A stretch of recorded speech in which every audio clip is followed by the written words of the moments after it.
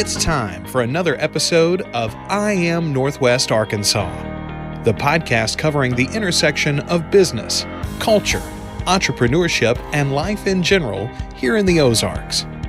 Whether you are considering a move to this area or trying to learn more about the place you call home, we've got something special for you.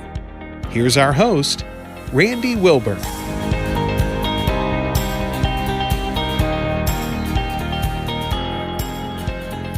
Hey folks, and welcome to another episode of I Am Northwest Arkansas. I'm your host, Randy Wilburn, still here in quarantine as of May 29th, 2020, here in my home studio. I wish I could be in person with this individual that we're about to speak with, but nonetheless, I'm still fighting the good fight and we're still doing podcasting episodes. So really excited to be here today. I have a great guest with me. As a matter of fact, this guest, in my estimation, is pure fire. No pun intended. But Ezekiel Kindle is the founder of Kindle Spices. If you guys don't really know this about me, I am a hot sauce guy, have been since I was a child. I love all kinds of hot sauce. Everywhere I go around the world, I always try to find a local hot sauce and bring it back. It was nothing but kismet that Ezekiel and I met last year, almost about this time, but it was actually in August. We met at the Roots Festival. I was volunteering and trying to help out Jeremy and his team on some things at one of the locations, and Ezekiel was set up with his booth and sharing his hot sauce, and I was just blown away. And he actually gave me a free bottle, which I ran through so fast, it wasn't even funny. But without further ado, I just wanted to welcome Ezekiel Kindle to the I Am Northwest Arkansas podcast. Ezekiel, how are you doing today? I'm doing fantastic. Thank you so much for having me today. Oh, absolutely. Absolutely. Well, listen, man, I would love to, I want to get into a couple of things as we talked about before we got on the air. I would love for you just to share with the audience your superhero origin story.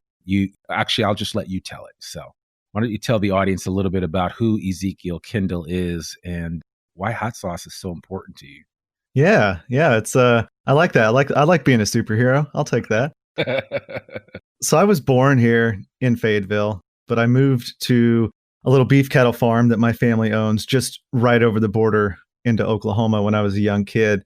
And I moved back to come to college. And like many people who have ever lived here for any amount of time, I stayed. I loved it. There was no question in my mind that this was the place for me to be as soon as I got out of college. And I had a pretty good childhood. I had lots of gardens, as you can imagine, being out on a farm. My grandpa and my dad both had huge gardens all the way growing up. And that was pretty distilled in me. That was part of me. As soon as my wife and I got our first place here in Fayetteville, one of the first things we did was just tear up a square in the backyard and put some wood down, and we made a frame and had a garden. And that first year, I actually just grew jalapenos and cayennes, which, looking back on it, that was much less heat in my life than I'm experiencing today. And we kind of moved it up every year. The second year we had jalapenos, cayennes, and some habaneros. And then the third year, I don't know why, we just got some ghost scorpions and Carolina Reapers, and we just upped the ante when it came to heat. And most of that, and this is actually the story that's on the back of our very first hot sauce bottles, is most of that is my grandfather's fault. When I was a kid, he would kind of play tricks on me. He loved to eat jalapenos. He thought they were really good. He could handle that heat level. And it was around the age 8 or 9. He would always find one that was super hot that he couldn't eat, and he'd save it until I came over for Sunday lunch. And he did make a bet. He'd be like, "Hey, I bet you can't eat this jalapeno." And of course, I would do my absolute best, holding back tears, face red, just trying to munch that jalapeno down. And it's interesting if he could look back on us now here. I mean, I'm doing the same thing, but with Carolina Reapers, the hottest pepper in the world.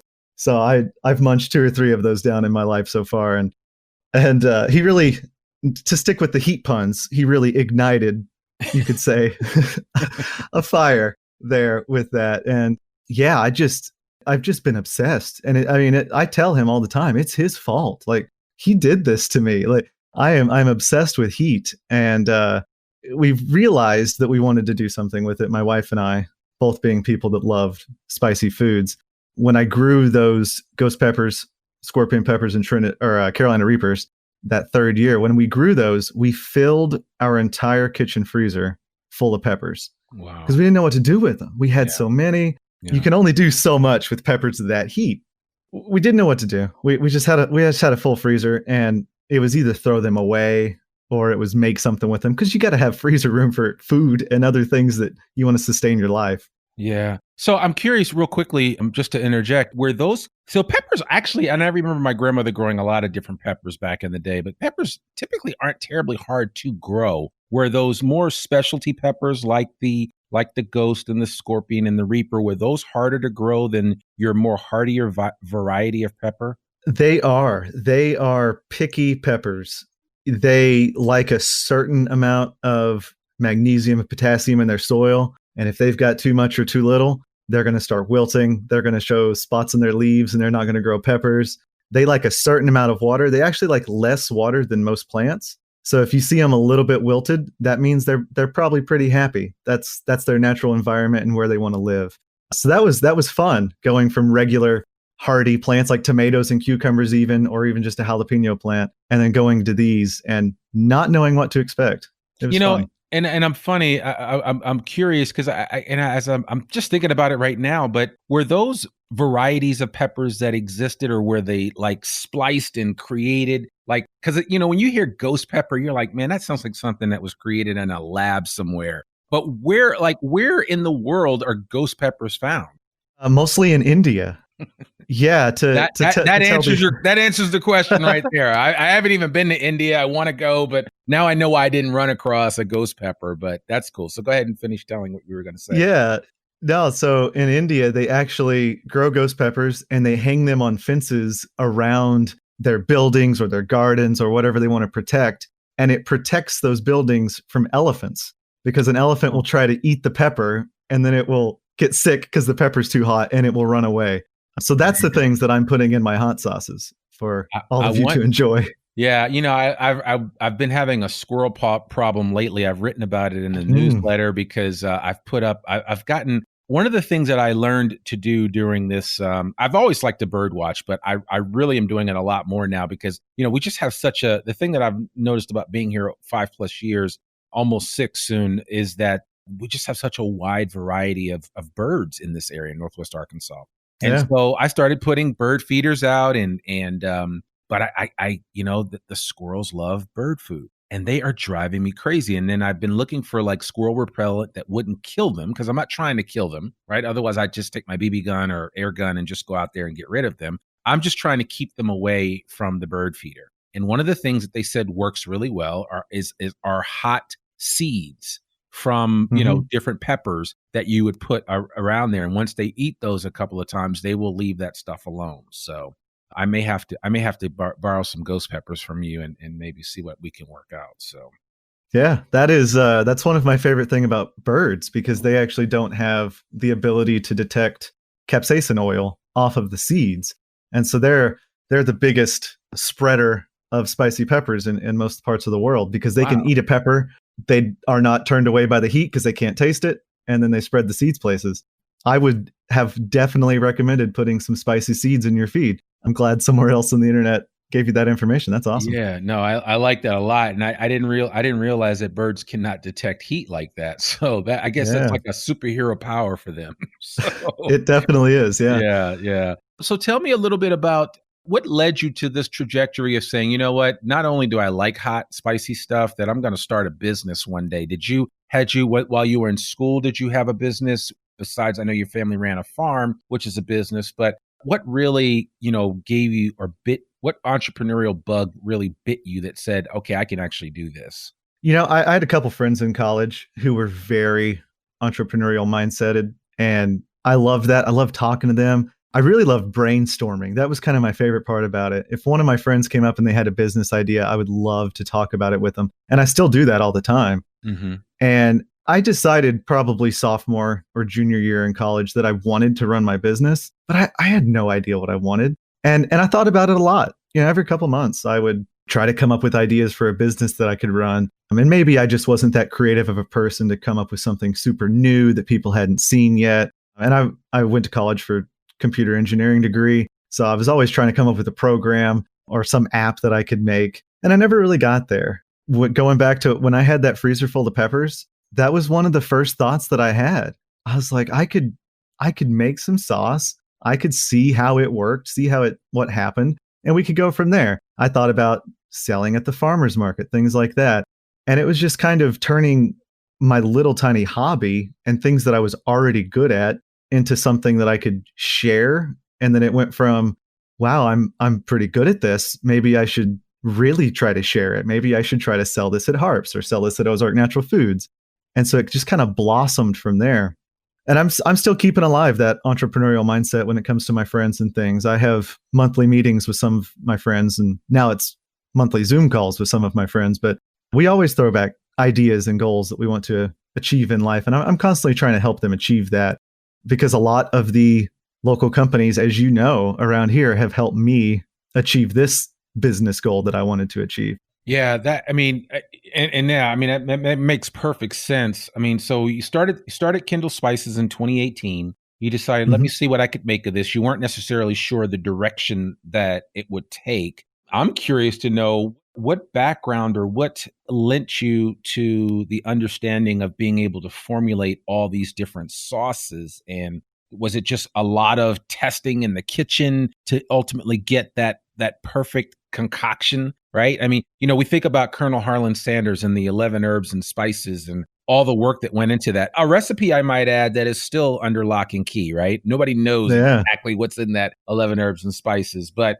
the bottom line is it takes a lot of testing and retesting and trial and error to come up with the right combination. And as a hot sauce guy myself, and I mean, it's one thing to, and I have a question in here, but it's one thing to just eat something hot or have a hot sauce. It's another thing to have something that's hot and flavorful. There is a difference, right? And so what I found from yours, and I shared it with my wife, whose family's from Trinidad, so we know about spice, Scotch bonnet, and a lot of other really cool spices that are down there that she grew up having in her food.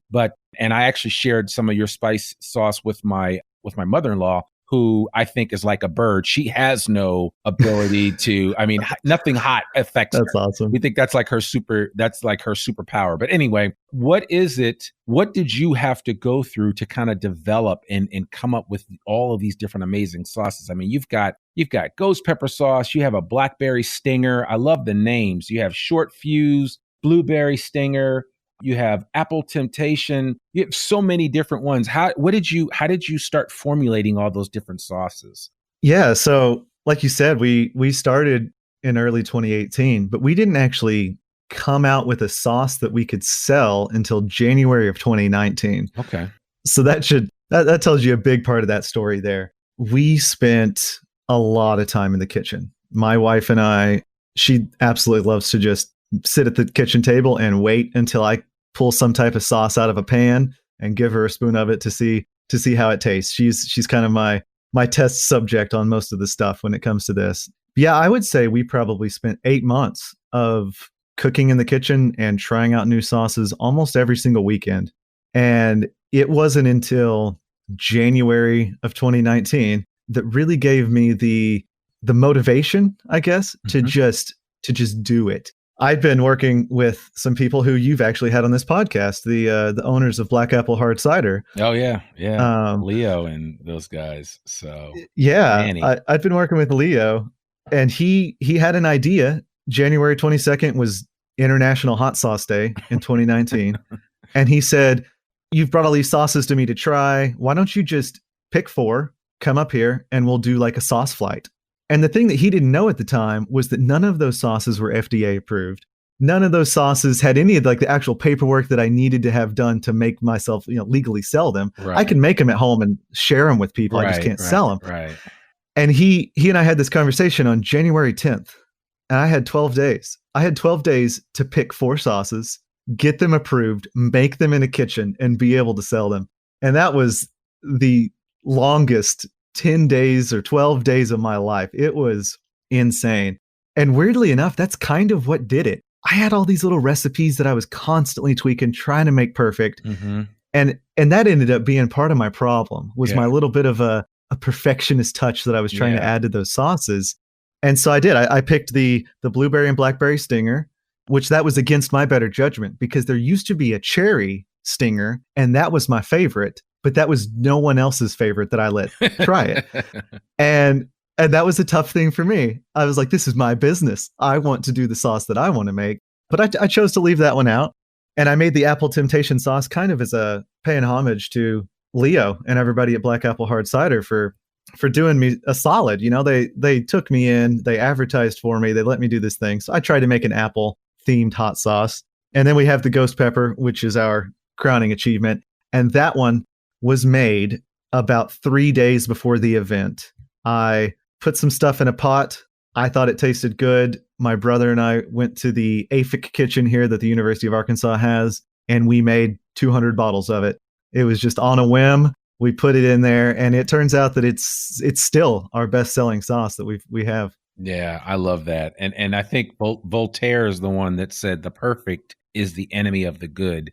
And it took Leo to cajole you into realizing that. And I want to thank him personally for that, because you certainly have stumbled upon something really, really good here. And it is, I think it's a perfect testament and an example. And I hope that everybody listening to this realizes that if you endeavor to start a business or to go out and create something and do something amazing, sometimes you have to ship it, and let the market tell you, let your community or let the people that you're sharing it with let you know.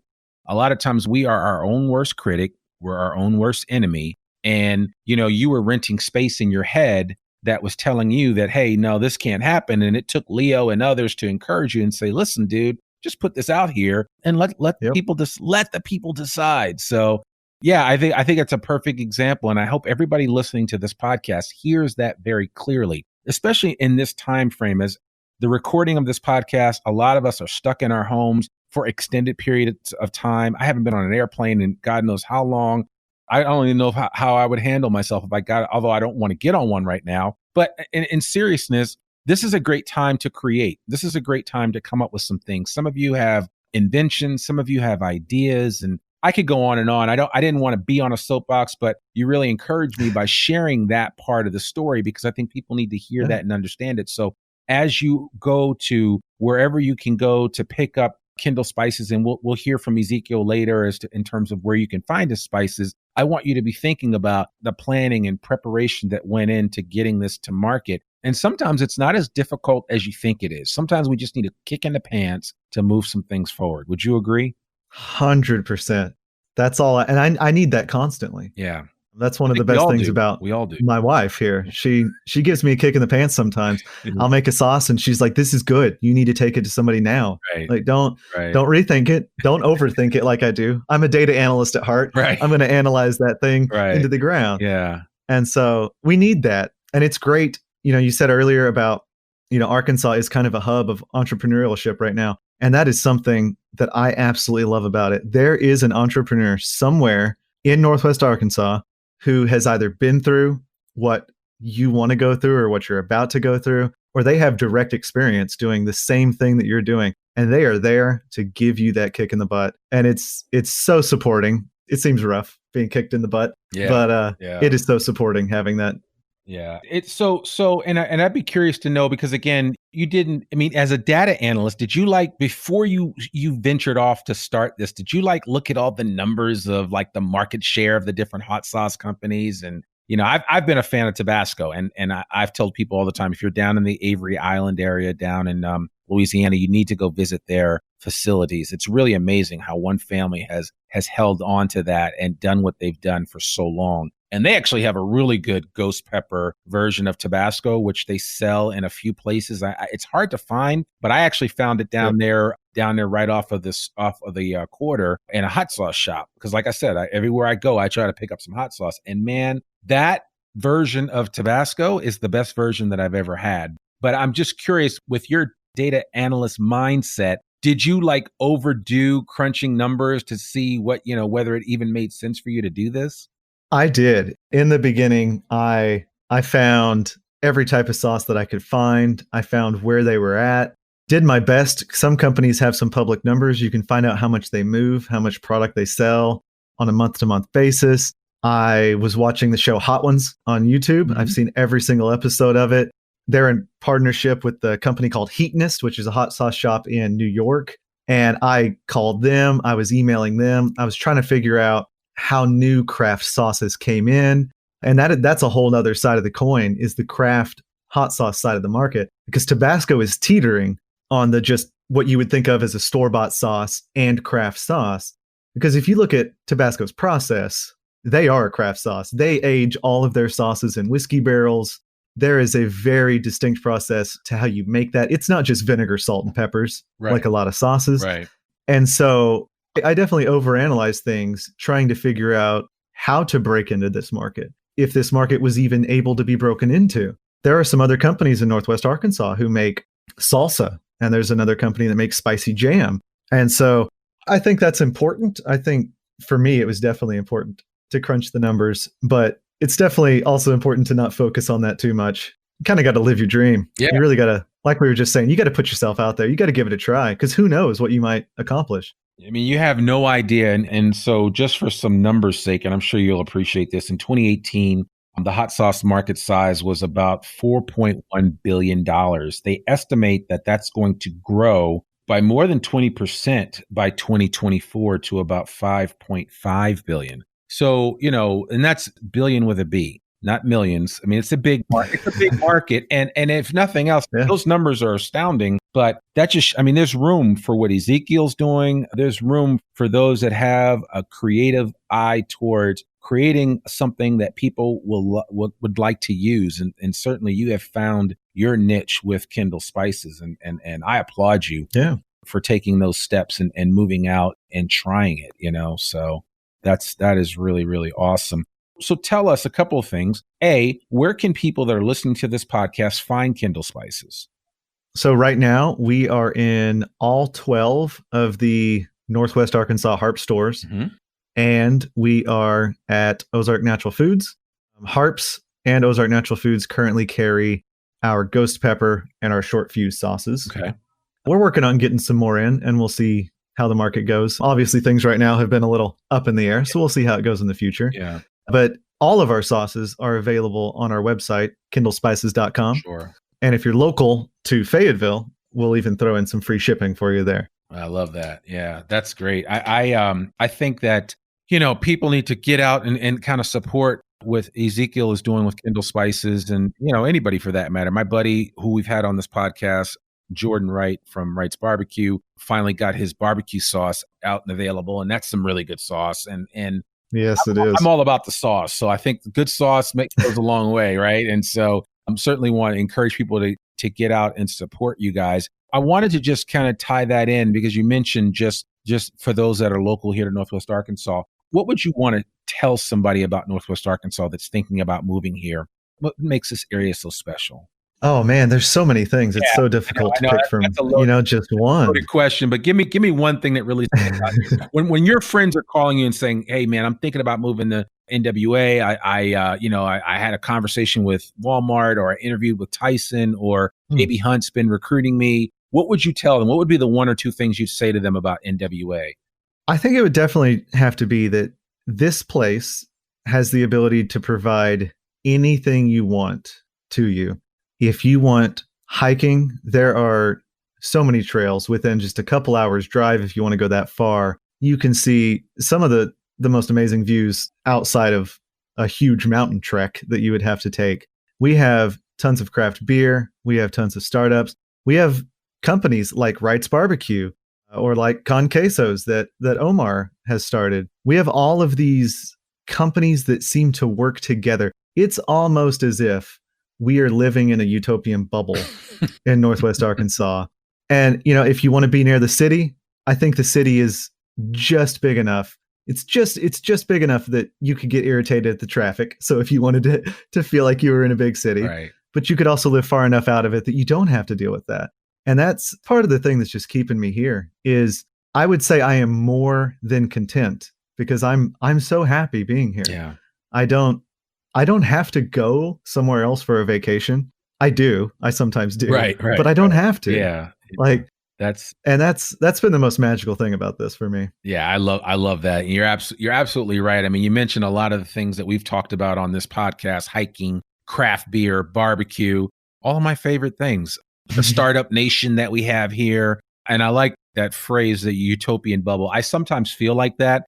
And again, that's one of the reasons why I created this podcast, Ezekiel, was that I really wanted to give people insight into this area that maybe they didn't have before. And, that's been the goal. So whether you're thinking about relocating to Northwest Arkansas because you're taking a job with the big three, or you just want to relocate here for a different pace of life, or you already live here and you're trying to discover new things to do, there's always something new happening in Northwest Arkansas. Yeah. And you don't have to look any further than, obviously you can go to the IamNorthwestArkansas.com website, but there's so much out there. Everybody's got something going on. And I think the thing about it is there's not a huge competition, like it is in some other big cities. Like I grew up right outside of New York City, which is competition's at a whole nother level in the city. Competition is at a whole nother level in the Northeast in general. When I lived out in California, same thing. I lived in the Bay Area, Silicon Valley. Competition's off the charts. It's not that competition doesn't exist here, but it's more open to a variety of thoughts and ideas and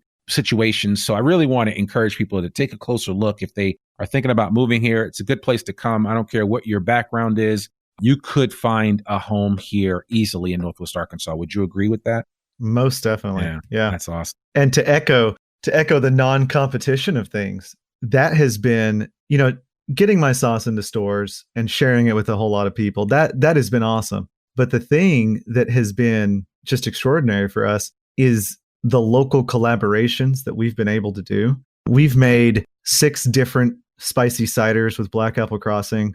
You talked about Jeremy from Woodstone earlier. We've now got a Woodstone Sicilian pizza hot sauce that you can buy on our site or at Woodstone whenever they get open back up. And you might be able to get them at the new ONF building sometime soon. And we're just constantly working with people. One of the spicy ciders was actually a collaboration with Wright's Barbecue, who you mentioned earlier, and us. They grilled the pineapples. We provided the Carolina Reapers, and they made a spicy grilled pineapple cider. And honestly, if anybody was to go look at your list of podcasts on this podcast, they would find that I've worked with or trying to work with about 12 of the people. It's almost as if I'm using you as a template for who I should send an email to. That's awesome. I love that. I love that. Yeah. We at the time of this recording, we have almost 70 episodes in the hopper there at IamNorthwestArkansas.com. So there's plenty to choose from, but I'm honored that you're using my list of people to go after and create collaboration. But that's what it's all about though, right? I mean, that's what you do. Yeah. So, I mean, no man or woman is an island. I say that all the time and I mean it. And we're all out here trying to help each other. You're helping me by coming on this podcast. Hopefully I'm helping you by maybe giving you some exposure to some people that didn't know who Kindle Spices was or didn't know that we had our own version of Tabasco right here in Northwest Arkansas. So I think that's perfect. So, well, listen, man, I don't want to put you on the spot because I know it's hard to pick favorites. But what's your go-to place to eat around here? If somebody was saying that I'm in Northwest Arkansas for 2 or 3 days, I want to make sure I eat good. You've listed the hiking. You've listed some other things to do. We're going to check out Black Apple for some cider. But I want to eat, and I want to eat some really good food. What would be your top 2 recommendations? And I don't want to get you in trouble with any restaurant owners that you know, because I know how that is. But it's just the idea that you could only pick 2. What are they? So I think number 1 would be Yayo's. All right. Fantastic tacos. Yep. I can't speak highly enough of their food. Yes. It's unbelievable. And Chef Raphael is just a fantastic human being. Yep. Even without the food, it's worth it just to go there to talk to him, which I have done. Yeah. And the other one, which I think for a lot of my friends, it's probably purely because it's unique. But for me, it's because it's just delicious, would be Ham and Trees. I have not been to another place that has a gourmet grilled cheese restaurant, and I doubt that if there is any others in America that they are nearly as good as Ham and Trees. Yeah, I'm not a huge grilled cheese person, but I do like a grilled cheese from time to time, and they know what they're doing. I remember somebody taking me there very, very soon after I moved here, and I was like, oh my gosh, this is great. So back in the day when my office used to be right around the corner from them by Wilson Park, I used to head over to Ham and Trees quite a bit. So I kind of missed that place. So, but I'm glad you mentioned that. That is a good spot. So those are 2 really good places. That Yayo's, And actually, I reached out. Yayo's started following us on Instagram recently, and I connected with them, and they're going to be on the podcast soon. So I can't wait to talk about that because Chef Raphael has a farm. They do a lot of stuff in the community, and they've been around here for a while. So I definitely want to share it. And you're absolutely right. Their Mexican food is to die for. So unbelievable. Yeah, unbelievable. It's unbelievable is right. Yeah. So, well, man, this has really been a pleasure, Ezekiel. I'm going to make sure I put all of the contact information that we have for you. If people wanted to just reach out to you and pick your brain or ask you a question, we already said that if they want to order this hot sauce, they can go to kindlespices.com. If they don't want to walk into an ONF, or if they don't want to walk into a Harps, they can easily get your hot sauce that way right on the website. Definitely want to encourage you, if you haven't already heard, Ozark Natural Foods is about to move into a new building at the corner of Lafayette and North College. When that opens, I encourage you to go check it out, do a lot of things, and buy some Kindle Spices hot sauce while you're there. And I think you'll certainly benefit from that. And yeah, that would be that. So we really, really appreciate you being on the podcast. So like I said, if you have another method of connection that you'd like to share with our audience, please let us know. Yeah, definitely. We have a communication page on our website that you can email me through. But we are also Kindle Spices on Facebook and on Instagram. And I would love to talk. If you got questions about hot sauce, go ahead and ask me. If you've got questions about growing peppers, hit me up. If you've got questions about starting a company and you need contacts or you need to try to figure out who to talk to, just shoot me a message. If I can help, I would love to. Yeah, no, absolutely. Iron sharpens iron. So that's I really appreciate you saying that. And folks, take him at his word and reach out to him, and we'll make sure that all of Ezekiel's contact information is there in the show notes for you at IamNorthwestArkansas.com for this particular episode. So, well, we really appreciate you, man. Thank you so much. Just shout out to you and your wife and everybody else that has had a hand in putting Kindle Spices together. Another successful entrepreneurial story here in Northwest Arkansas. And we just appreciate you taking some time out of your day to come on the show. Oh, I appreciate you. This has been fantastic. I love to talk about sauce more than I love to talk about pretty much anything in the there world. You go. So this was a great lunch break for me. This was fantastic. Thank you so much. Awesome. Well, folks, there you have it. Ezekiel Kindle from Kindle Spices. You can check them out at kindlespices.com. That's all I have for you this week. Again, we're moving into the summer months here in Northwest Arkansas. So much is happening, and a lot of us are still hunkering down at home. So I want to still encourage you to stay safe, stay responsibly, social distant, wear those masks when you can. If we're still in a mask phase, if you will, I don't know when you're going to listen to this. You can listen to this 2 years from now. But the bottom line is just continue to go out there and do you and make things happen. If you ever have any questions about Northwest Arkansas that we can help you out with, you can always reach me directly at randy@IamNorthwestArkansas.com. I wanted to just encourage you guys to check out some of our sponsors. One of our sponsors is the Exclusive Real Estate Group. And Chris Dinwiddie there at the Exclusive is an outstanding real estate agent here in Northwest Arkansas. Chris knows what he's doing. They not only do high-end properties, but they do just about anything within reason. He works with a number of developers in the area. He's running that whole Mission Heights program over there off of Mission Avenue, right before you hit crossover there on the east side of Fayetteville. And Chris is just an outstanding real estate agent. We've had him on the podcast. So I would really encourage you to reach out to the Exclusive Real Estate Group whenever you get a chance, if you ever want to check them out, if you need real estate help, or if you just have a question. And their website is theexclusiverealty.com, and their information will be in our show notes as well. That's all we have for this week. Again, you can find us wherever great podcasts can be found. We really appreciate you checking in with I Am Northwest Arkansas. Keep the reviews coming. Let us know what you think. And if there's somebody that you want to hear on this podcast in the future, just hit me up on email or just reach out to us via our website. And you never know, you might hear them next. So that's it for this week. I am your host, Randy Wilburn, and I will see you next week. Peace. We hope you enjoyed this episode of I Am Northwest Arkansas. Check us out each and every week, available anywhere that great podcasts can be found. For show notes or more information on becoming a guest, visit IamNorthwestArkansas.com. We'll see you next week on I Am Northwest Arkansas.